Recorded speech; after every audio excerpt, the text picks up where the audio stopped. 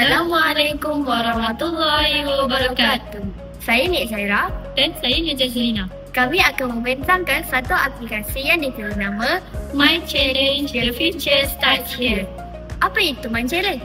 My Challenge ialah satu aplikasi pembelajaran yang menarik dan interaktif.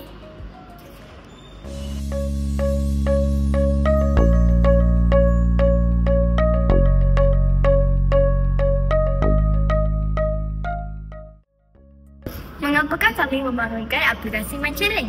Kami membangunkan aplikasi My Challenge agar murid pada masa akan datang lebih berminati untuk belajar. Selain itu, My Challenge juga mudah diakseskan di mana-mana saja dengan hanya menggunakan di hujung jari.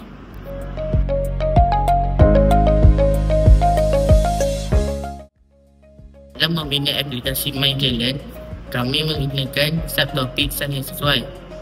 Kedua, kami merancang dalam pengisian aplikasi. Ketiga, kami menggunakan MITF Inventor bagi membangunkan aplikasi.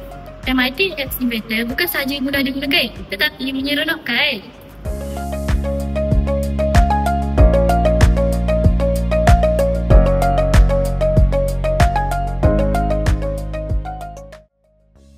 Antara kelebihan aplikasi My Challenge ialah mudah pengguna dan mudah didapati pada smartphone, tablet dan komputer. Selain itu, aplikasi ini juga boleh digunakan untuk semua murid sekolah rendah. My Challenge juga menggunakan rujukan begini selaras dengan silibus KSSR. Aplikasi ini juga boleh diakses di mana-mana tanpa capaian internet.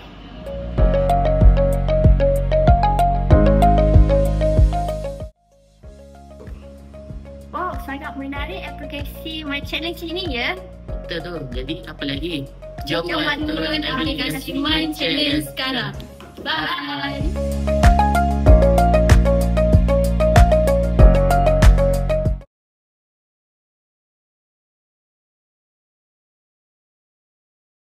Assalamualaikum, Jas, Ashraf, korang buat apa tu?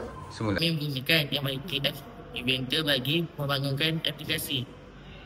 MITF Inventor juga bukan juga ya.